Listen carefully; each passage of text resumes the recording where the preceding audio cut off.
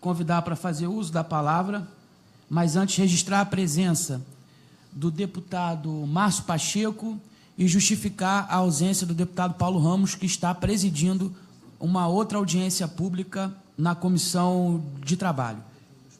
O deputado Luiz Paulo também já está a caminho, assim como o deputado Rafael Pisciani.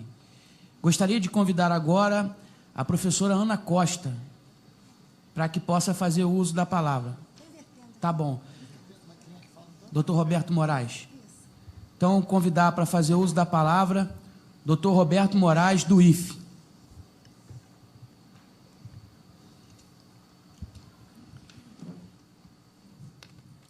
Bom dia a todos e todas, presidente dessa comissão, os presidentes das comissões que convocaram essa audiência, os demais deputados, os agricultores do Açu, demais autoridades. Eu estou aqui enquanto professor e pesquisador do Instituto Federal Fluminense, do Núcleo de Pesquisa em Espaço e Economia da UERJ. Já estive aqui presente nesta casa em comissões realizadas aqui neste plenário, a Comissão de Direitos Humanos, e também em uma reunião na Comissão Especial em 2013, tratando do mesmo assunto.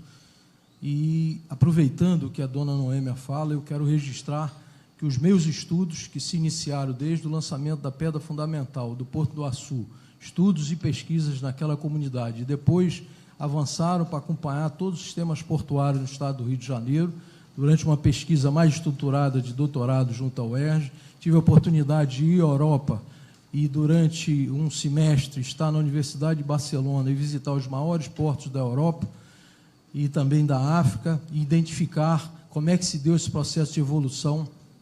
E aí, de certa forma, pegando já um gancho no que a dona Noêmia fala, observando tudo que se transcorreu nos últimos 9 anos, nós podemos dizer que o porto pode funcionar sem ter a necessidade de ocupar essa imensa área que foi ocupada, que é inusual, que não é comum para a utilização de sistemas portuários, nem de processos de desenvolvimento de polos industriais, como foi o planejado e como não ocorre.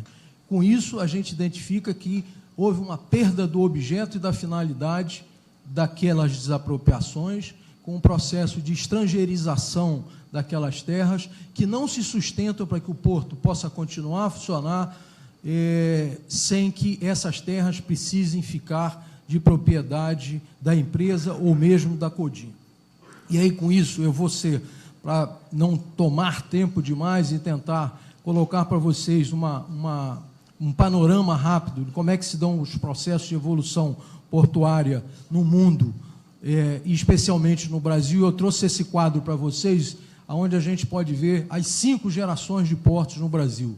A primeira geração de portos, lá em 1900, eu não vou a Pedro Álvares Cabral, quando a gente tinha os portos pequenos, dos trapiches, né, que transportavam mercadorias. Logo a seguir, na segunda geração, ela se inicia a partir da Segunda Guerra. O Porto do Rio de Janeiro e de Santos, eles ganham amplitude e passam não só a transportar mercadoria do agroexportadores, como também a movimentar mercadorias que são compradas, importadas, e algumas a partir da industrialização brasileira. Na década de 70, com o segundo Plano Nacional de Desenvolvimento, com a criação das refinarias, das montadoras, esses portos ampliam as suas estruturas, ampliam os seus piers, ampliam as suas retroáreas, e com isso eles ganham uma nova mobilidade no fluxo de cargas. Logo no momento seguinte, na década de 80 e 90, a gente vive no mundo inteiro o processo que a gente chama de containerização das cargas. Os contêineres são aquilo que são chamados hoje da espinha dorsal do processo de globalização, né? E aí os portos no Brasil passam a receber os terminais de contêineres. Com isso, eles passam a demandar áreas até menores, retroárea, porque esses contêineres, por serem colocados em cima de trens e de navios e de caminhões, eles podem se locomover mais rapidamente, e os portos deixam de necessitar de armazéns como necessitavam antes. E aí nós chegamos na 5ª geração de portos, né? Já tendo vivido na 4ª geração um processo que a gente chama de gigantismo naval e portuário. Os navios foram ficando enormes, e aí os portos, para darem conta de receber esses navios, eles também foram se agigantando, né, num processo que faz com que aqueles portos que estavam nas cidades deixassem de ser interessantes para a mobilização, né, do capital, né, a mobilização dos produtos que foram transportados. E, com isso, a quinta geração de portos, que são os MIDAs, como chamamos, ou as zonas industriais portuárias, eles passam a ser instalados fora das áreas urbanas, eles possuem grandes distritos industriais para utilização de processamento da área de petróleo, gás natural, petroquímica, energia elétrica e logística. É nesse contexto que se insere o projeto do Porto do Açu a partir de 2007 e 2008, né? E por isso se houve uma expectativa de um gigantismo portuário, né? E também uma ideia de um gigantismo de um distrito industrial que, a nosso ver, não faz sentido, e é exatamente esse quadro que tenta demonstrar para vocês. A nossa pesquisa identifica, e eu fiz questão aqui de resumir, alguns portos no Brasil que foram evoluindo, o tamanho dele e a necessidade dos distritos industriais aos seus lados. Eu trouxe o Porto de Santo porque ele é mais emblemático, né? Ele nasce em 1892, há mais de 100 anos ele hoje utiliza uma área para os seus 14 quilômetros de pia, 54 terminais, ele precisa de 7,7 quilômetros quadrados.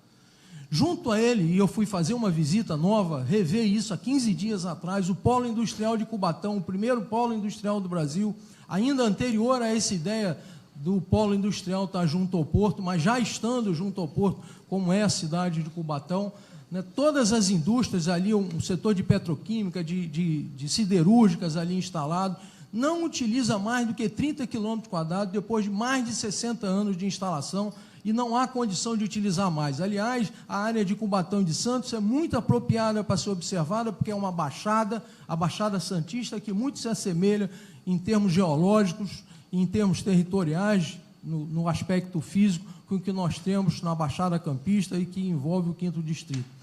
Eu peguei um outro exemplo de um complexo logístico portuário, dessa 5ª geração de portos, que eu também tive a oportunidade de visitar em detalhes, tanto na parte industrial, quanto na parte da parte marítima, com pescadores daquela região. O Porto de Suape, que é um complexo portuário, tem mais de 100 empresas instaladas, ele foi instalado em 74, mas ele ganha mobilidade a partir de 2003, com a instalação da refinaria, ele tem 13,5 km quadrados apenas, sendo que 60% disso são de áreas de conservação ambiental. 13,5 km quadrados. Eu estou falando quase 8, 10 vezes menos do que aquilo que foi desapropriado na região do Açu. E aí, considerando, inclusive, na petição da própria Prumo e da Codim, nessa última ação de reintegração de posse, nas páginas 629 a 634, que o empreendimento confirma que ele se transformou, né, num distrito ligado à área, principalmente de óleo e gás, né, e não, embora transporte também, através do sistema Minas-Rio, minério de ferro, e trabalhe com a perspectiva de outras cargas, fundamentalmente a utilização da área do distrito seria por um cluster, como é chamado, de óleo e gás. Então eu fui estudar mais detalhadamente Macaé. Se nós observarmos em 40 anos, toda a área ocupada, não apenas pela Petrobras, mas pelo imenso conjunto de empresas fornecedoras e prestadoras de serviços, que se instalaram em 40 anos para a Petrobras, em Macaé, elas ocupam 5 quilômetros quadrados.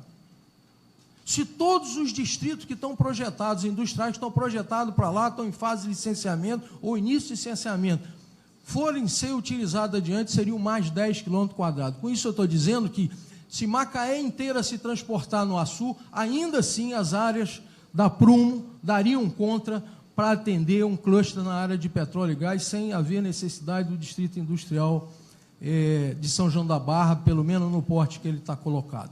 Então, eu acho que essas são questões que a pesquisa empírica, a pesquisa de campo demonstra para a gente. Aqui eu mostro para vocês terem uma ideia do polo de Cubatão, uma imagem aérea da ocupação, né, enorme de empresas, e que se utiliza de uma área, no máximo, entre 20 e 30 quilômetros quadrados. E vou chamar a atenção que se utiliza essa área toda por ter uma siderúrgica e por ter uma refinaria de petróleo e diversas empresas do setor de petroquímica e de química. E depois eu vou fazer referência a quais seriam as perspectivas de utilização por esses dois setores no Açu.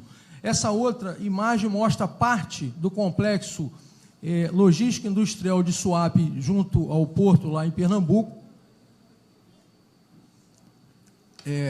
são todas as áreas ao redor. Nós podemos ver 2 estaleiros funcionando ali, nós podemos ver o terminal de contêiner, né, a refinaria que está lá ao fundo, né, sua área, 13,5 km², apenas 40% disso estão sendo utilizados por 100 empresas. Né, e daí eu volto a perguntar, para que 72 km²?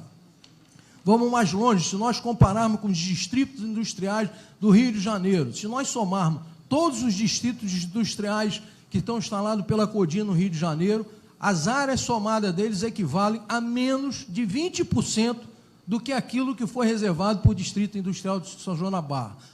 Vou repetir, se somarmos todos os distritos industriais instalados no Estado do Rio de Janeiro, incluindo o maior dele, né, que é o de Campo Grande, Santa Cruz, né, ali onde está o TK-CSA, né, nas proximidades da Gerdau, né, de complexos siderúrgicos que estão na região, equivalem a apenas 20% do que a área que foi prevista. Se nós fizermos uma outra comparação do tamanho da área da desapropriação com os distritos brasileiros, pasmem os senhores, essa área é maior do que 198 municípios brasileiros.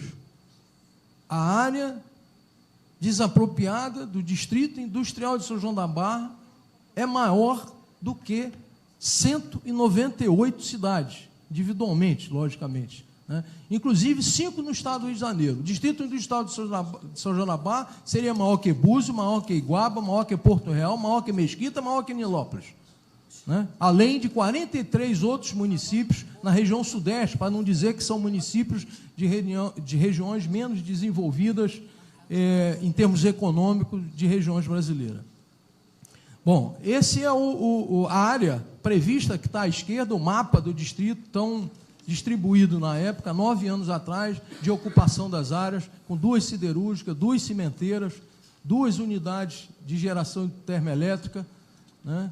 E no mapa direito está ali, em verde, a área livre, onde se tem as casas derrubadas, ainda com os tijolos no chão, o mato subindo e fazendo com que a justiça social da posse da terra que existia antes tivesse deixado de existir nesse tempo e que não tenha perspectiva de utilização no futuro, e é disso que eu vou tratar já caminhando para as conclusões.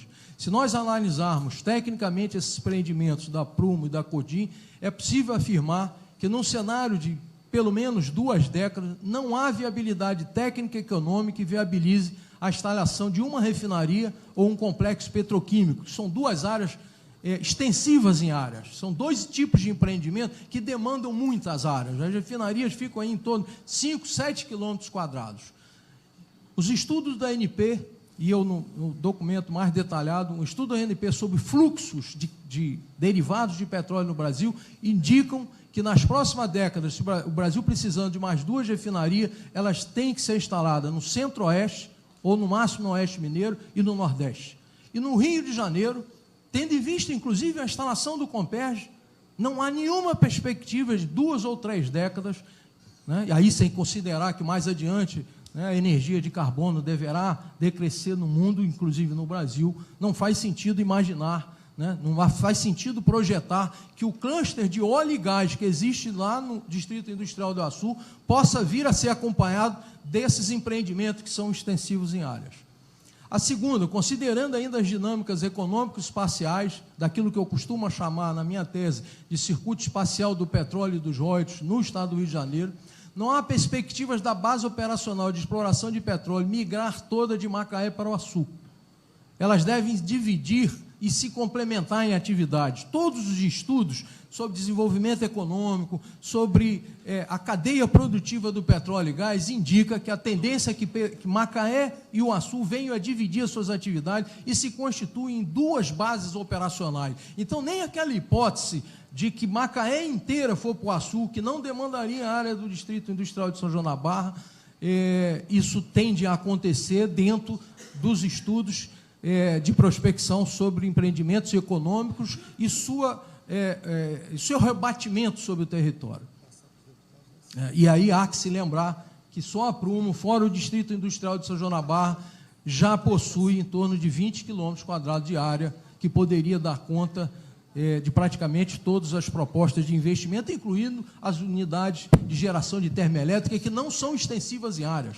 Vou dizer aos senhores, os 5 km² que foram tabulados em Macaé incluem as 2 unidades de geração de termoelétrica a gás. Então, mesmo que 2 unidades sejam instaladas, elas ocupam área relativamente pequena, no máximo 1 km² cada um, ainda assim você não teria necessidade de utilização de tudo isso.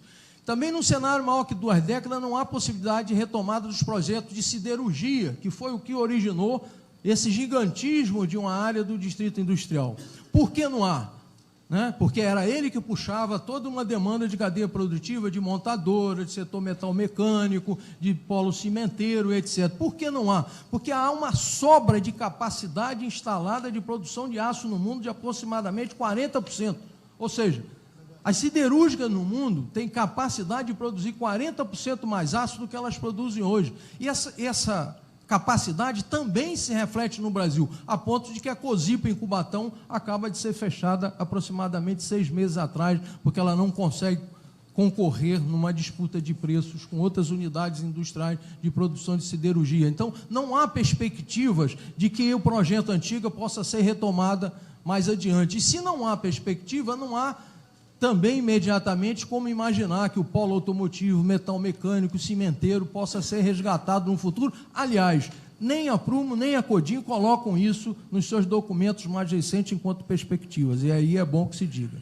E aí eu vou para a conclusão final. Esses 2 exemplos de empreendimentos terciária que eu me referi, setor de petróleo, petroquímica e gás e de siderurgia, não estão projetados e nem seriam viáveis num horizonte de tempo razoável para qualquer planejamento, reforçando a tese que já foi aqui falada pelos donos da terra. A reserva de 72 km² de área para o Distrito Industrial de São João da Barra é um completo despropósito.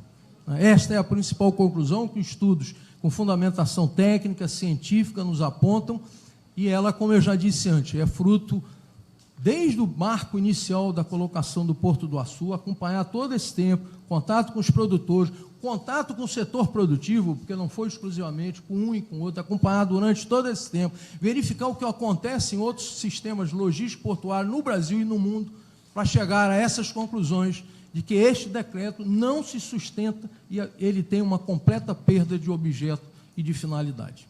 Obrigado.